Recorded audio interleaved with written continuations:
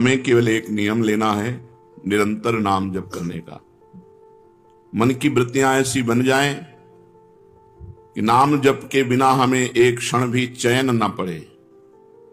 तद स्मरणेन परम व्याकुलते, हर समय हर क्षण नाम जप। नाम भजन के कितने प्रकार हैं?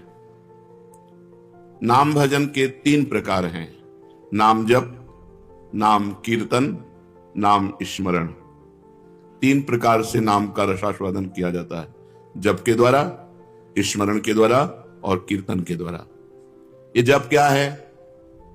प्रभु के जिस नाम में रुचि हो या जो नाम गुरुदेव ने दिया हो, उसी नाम की बार बार आवृत्ति करना, बार बार जपना, इसी को जप कहते हैं। तो जप कितने प्रकार का होता है?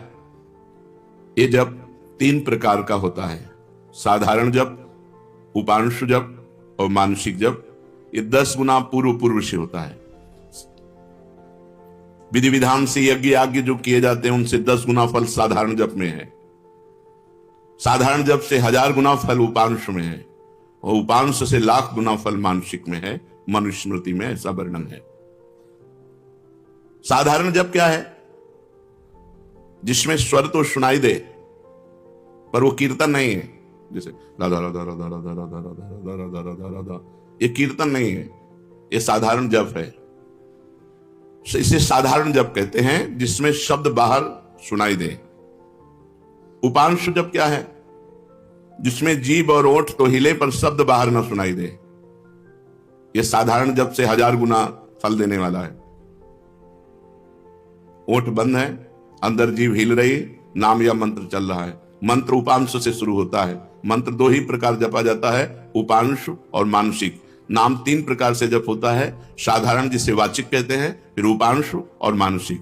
साधारण जप से उपांश 1000 गुना श्रेष्ठ है। वो जिह्वा चलती है, ओंठ बंद रहते हैं, शब्द बाहर नहीं सुनाई देता। मानसिक जप, जिसमें जीभ भी न हिले और ना ओंठ हिले, केवल मन से मंत्र का जप करना। जैसे ऐसे शांत बैठे, कोई हरकत बाहर नहीं दिखाई दे रही और अंदर मंत्र चल रहा है, नाम जप चल रहा है। इसे मानस जप कहते हैं। सुना है श्वास के द्वारा नाम जप करने से जल्दी लाभ प्राप्त होता है। हाँ, श्वासा श्वासा नाम जपे दुविधा रहा न कोई भी श्वास खाली न जाए, उसमें नाम जप करे तो दुविधा अर्थात भगवत प्राप्ति में कोई संशय नहीं। प्रत्येक श्वास की गति की ओर लक्ष्य रखो। हर श्वास के आने जाने में श्वास के साथ नाम उच्चारण करो। अगर ऐसा नहीं बनता तो उपांशु के साथ श्वास जोड़ो, जिह्वा हिलाओ, नाम या मंत्र जप करो ओंठ बंद करके और श्वास के साथ। आरंभ में माला काउंटर जो आपको सुविधा पड़े वो ले लो और श्वास कई नाम कई मंत्र ऊपर खींचने पर छोड़ने पर श्वास प्रश्वास में जप करें। धीरे धीरे मन लगने लगता है, क्योंकि बिना मन के छूट जाएगा श्वास की गणना छूट जाएगी। हर श्वास में नाम जप करना है। स्मरण क्या है? स्मरण युक्त जप किसे कहते हैं? स्मरण केवल मन की वृत्ति से होता है। जिस जप में नाम लिखा जाता है, नाम साक्षात दिखाई देता है, सुनाई देता है, उसे स्मरण कहते हैं। पूरी स्मृति में नाम या मंत्र विराजमान है, आप उसी में डूब कर जप कर रहे हैं। ये केवल मानसिक होता है, ये न वाचिक होता है न उपांश होता है, ये होता ही मानसिक है। इसीलिए प्रायः इस पर ज्यादा देर साधक टिक नहीं पाते। नाम मंत्र चल रहा है, बार बार उसी की आवृत्ति लिख रहे हैं, बार बार उसी को सुन रहे हैं, लेकिन जिह्वा नहीं चल रही, कोई चेष्टा नहीं हो रही, अंदर ही हो रहा है। इसे जप स्मरण युक्त कहते हैं, स्मरण जप कहते हैं। ये मानस मूर्ति पूजा की भांति नामोक्षरों की भावना मन में कर सकते हैं।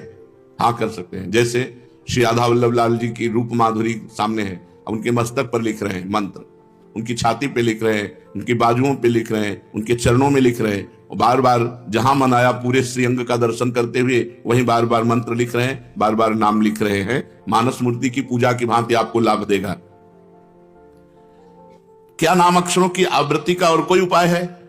हाँ, मन की रुचि के अनुसार आप आकाश में कर सकते हो, आप हृदय में अपने कर सकते हो, आप अपने मस्तक पे कर सकते हो, मस्तक पे बार बार लिख रहे हैं अपने अंदर से, या आप अपने हृदय में लिख रहे हैं, या सामने बाहर लिख रहे हैं, जैसे आपकी रुचि बने। या आप नाम के पूरे गहने पहना दीजिए ठाकुर जी को, चरणों में नूपुर तो नूपुर की जगह नाम मंत्र, बाजुओं में बाजूबंद तो बाजूबंद की जगह नाम मंत्र, कुंडल की जगह नाम मंत्र, तिलक की जगह नाम मंत्र हम बार बार लिख रहे हैं। ऐसे जैसे भी बने, अंदर से लिखते हुए नाम का स्मरण करना बहुत जोर का लाभ प्रदान करता है। तो नाम जप, नाम स्मरण, नाम कीर्तन। नाम कीर्तन में गगन भेदी स्वर होना चाहिए। उच्च स्वर स्तंभद सर्वदैव, ऊंचे स्वर से कीर्तन होना चाहिए। जितना उच्च स्वर से होगा उतना ही कीर्तन लाभ देगा। कीर्तन कितने प्रकार के होते हैं? अकेले भी ताली बजाते हुए भगवान नाम कीर्तन होता है, आर्त भाव से अकेले पुकारते हुए ताली बजा रहे भगवान के नाम का कीर्तन, या कई लोग मिलकर के भगवान नाम कीर्तन कर रहे हैं, भगवान का गुण कीर्तन कर रहे हैं, मृदंग है, मंजीर है, धप आदि वाद्य बजाते हुए कई लोग मिलकर भगवान के नाम का कीर्तन, गुण कीर्तन। संकीर्तन का क्या प्रभाव है? जहां तक नाम पहुंचेगा वहां तक निष्पाप कर देगा। जिनके कानों में, पशु पक्षी जिनके भी कानों में नाम ध्वनि, गुण ध्वनि पहुंची, गुण ध्वनि चतुरासी जी, जैसे आप चतुरासी जी गायन करते हैं, ये गुण ध्वनि है, महिमा ध्वनि है। नाम ध्वनि, नाम कीर्तन, राधा राधा राधा, ये जहां तक जिसके कानों में पहुंचेगी, पशु पक्षी चिड़िया सबके पाप को नष्ट कर देती है। इसीलिए इसे उच्च स्वर में गाया जाता है नाम कीर्तन। यहां तक कि जड़ वृक्ष भी पवित्र हो जाते हैं, वो जगह पवित्र हो जाती है जहां नाम कीर्तन होता है। ये तो हम समझ गए। अब हर समय नाम जप कैसे हो?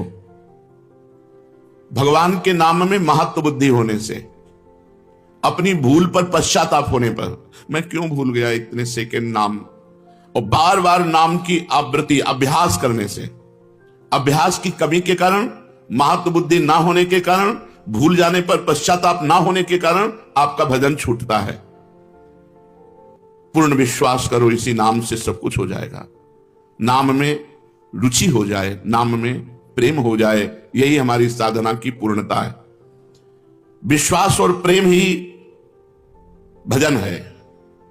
भजन क्या है?